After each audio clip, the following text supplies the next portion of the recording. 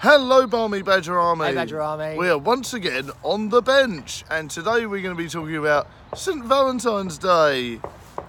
Yay! Frozen 2 and Aladdin with Will Smith. So, we're now going to start off the show by talking about Valentines. Valentine's Day, where we traditionally spread love. Let's get this out of the way. Ah, the traditional bromance kiss. But it's always good to see Nick on the show, and it's lovely to have him here. And we have so much fun with our collabs on the bench. But yes, I must admit, taking a side note on there, I really appreciate Nick's help with the show when he can jump in. He's a really cool guy, and thanks very much. But yeah, Valentine's is definitely one of the nicest times of the year for the Badger, and we had a lovely morning. It was only very quick because we had to run around like mad, but it was nice, it was really good, where Badger Jr. gave the boss a little present and I gave the boss a little card and stuff, and it was all quite nice and stuff. It only really quick because of time constraints, but you know, I must admit, Valentine's Day, token gifts are all the way. I don't really think it's worthwhile spending tons and tons of money, Nick. What do you think? No, definitely not. I think, you can use Valentine's Day to your advantage, a good chance for people to show how they appreciate each other. Which I've definitely tried to do, and maybe it gives it a focal point. It's a bit like any sort of like national day. It's when it's designed to kind of like draw attention to things, and maybe it is a good way for us to appreciate each other. But if you're splashing out hundreds on luxurious stuff, then then that's probably a bit over the top. Yeah, I mean, I think token gifts are the way to go, and if you are going to give out a big gift, I think it definitely needs to mean something that's really nice. I mean, I've given the boss lovely big gifts on Valentine's before, and they've gone down really well, but they have really meant something. There's been a point behind it and things like that.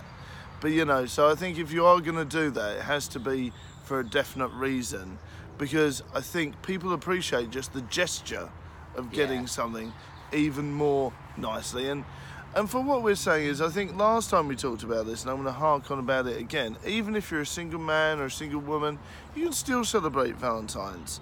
People don't really realise this, but, who's the number one love of your lives? Your parents, your sister, your brother, things like that. It might not be exactly the same, but a little bit of appreciation and showing a bit more love than usual, why not? I can't see the harm in that. What do you think, Nick? Yes, I think I think ultimately it's a good time to, appreciate what you have, appreciate love in the many wonderful forms that it comes in. Most definitely. Most definitely. It's good to take a step back, and be thankful. I think the most successful people always have a sense of gratitude rather than a sense of entitlement. And I think, I always think to myself that I'm thankful for, for the family that I have, the people that I work with. Exactly. Love you too. And I think when I was a kid, I didn't really have much of a sense of gratitude. I suppose when you're growing up, it's all about, why don't I have this? Why don't I have that? Can I have that Teenage Mutant Ninja Turtles blimp, Dad? And I think, but over time, I've learned to be more thankful for the things that I've got, and to appreciate them a lot more. And I do genuinely think that has helped me become a more successful person as well. That's really good. Being able to appreciate the little things, that's really good. I think that's really cool, Nick. It's a good wise words there to end up the segment.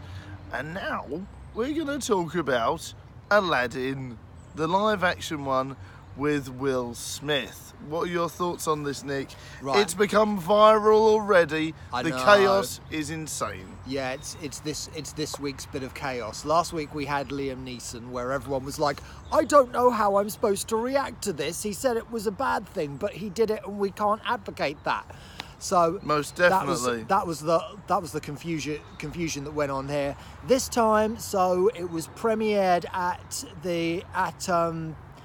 was it the Grammys or something like that? I think so, and obviously splashed on YouTube straight away afterwards. And yeah, it's the thing is, it's like, I mean, this was never going to be easy. No, you know, definitely not. Topping, when you consider how iconic Aladdin the genie is. in Aladdin, but also the genie being voiced by Robin Williams. Most definitely, that's from, a tough the film thing in the 90s, to crack, isn't it? That's a really tough one to crack. And it's there's especially a lot more to it, given that, of course, Robin Williams is sadly no longer with us. Exactly, yeah.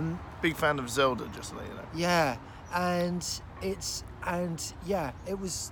That I think it's good that they make the genie a kind of comic character. Most definitely. Because the genie in, I mean, I don't know how much it was kind of like related to the original story of Aladdin. Yes, I know what you mean. Over time, the genie's become much more of like the comic relief of the film. Most definitely. I don't know if that was it to begin with, but most definitely now, thanks to Disney. But I think with it, I get where they're going with it, like the funny facial expressions and stuff. And I think maybe they've gone too hard too fast. Maybe they've revealed too much. They might not have thought they were, but maybe they've just gone bang, and it's just exploded in this hot mess. And I think there's always going to be critiques, but myself and lots of other people included, it just looks like they've copy and pasted Will Smith's face onto a blue background onto a genie. Yeah, and it doesn't quite work. They should have more like made his face slightly different. They should have matched it a bit better. Maybe the shade of blue was too dark. I don't know, but it just looks like... People were talking, he looks like something out of Avatar. Avatar, yeah. I did actually see a jokey thing where there's like all the blue characters from all the different films, and they're all sitting together. Oh, yeah, Smurfs and the like. And the like and stuff. And I just think maybe they've gone too quick on it. The CGI maybe needs a bit of tweaks. I really hope that's not the finished article, because it looked terrible. Yeah. It did look like they copy and pasted his face in. Yeah. And the fact that I think it's and also you've got him sounding incredibly American in a film that's based in the.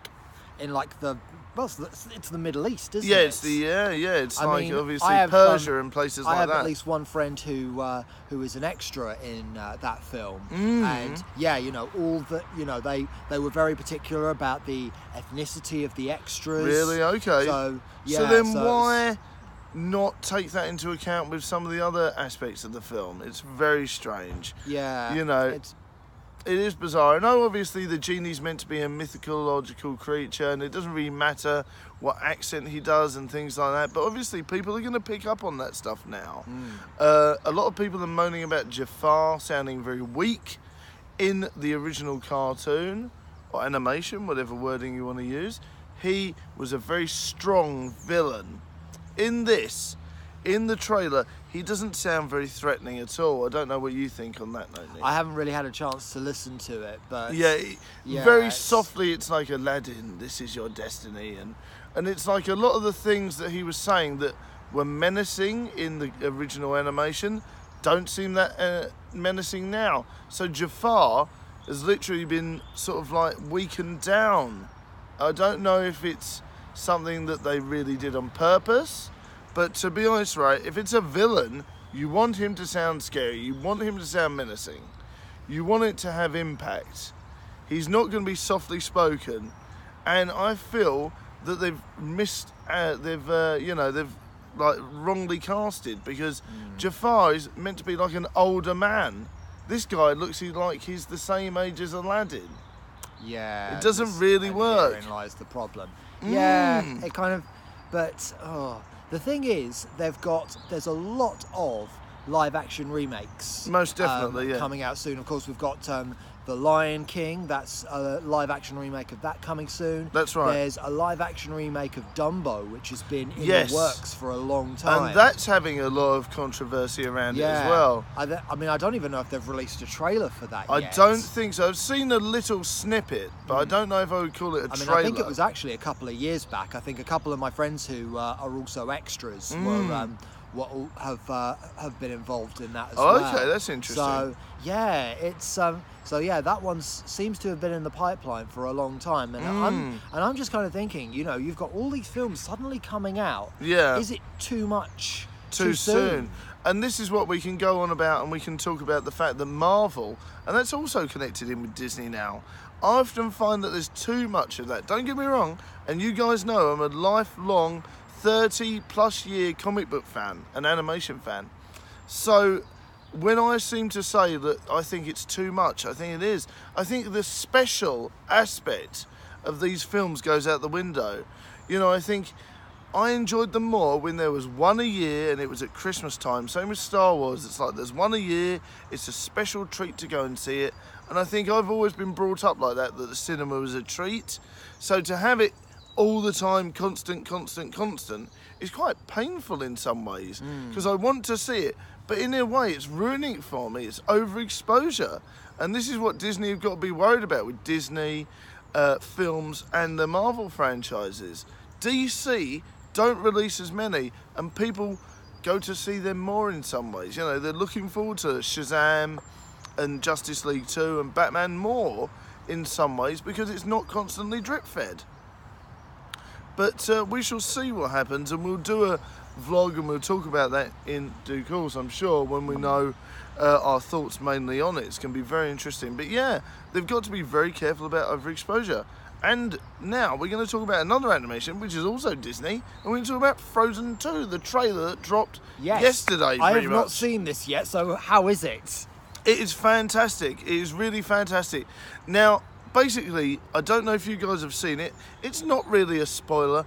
Basically, you have Elsa and the gang testing out their powers, running across the sea, and it's like she's trying to frozen, hence the word, she's trying to freeze certain parts of the sea. Olaf's there, and she's running towards into the sea to try and do these different things. And it's really interesting. What is she doing? I speculate that she's actually trying to find her parents out to sea. Because why would she all of a sudden just try and run across the sea and go through it all? There's no explanation for it. There's no real wording. There's a short fight scene at the end of it. There's the gang in there. There's like beautiful picturesque landscapes. I do wonder what they're going to build up to. I think they're building up to a third one. Because there's something happening. There's like a race with all the elks and all the deer and all that. They're all running towards things, and it feels like there's going to be a big battle in this one. It really does. So it's going to be interesting. A lot of people have commented that the sea and the backgrounds look hyper-realistic compared to the CGI. And I had that same comment with, of course, Battle Angel the other week. And we'll see what happens with it. But yes, it looks brilliant. But does it look too real? Is the animation too good? Is what people are asking. So that's going to be interesting. So guys, watch the Frozen trailer and of course catch with all the different bits we've talked about today, and let us know in the comments what your thoughts are, because it's going to be very interesting to see what your thoughts are with all the different things that happen. And do you think that Marvel and DC and of course Disney now are releasing too many films? Do you think it's overexposure? Do you think they should spend more time creating the product better? Because I, for one, am not sold on this new Aladdin yet. I think I'm going to have to wait and see for another trailer and things like that. And, you know, they can change Jafar's voice in certain bits. Hopefully they'll make him sound a bit more menacing in theory, which would be really interesting. So what are your thoughts on that, Nick, before we go? Yeah, it's a matter of waiting and seeing. I mean, they don't have a lot of time. The Aladdin film is scheduled to be out at the end of May. Okay. So interesting. We shall wait and see with that. Yeah, so it's not long away, is it, at all?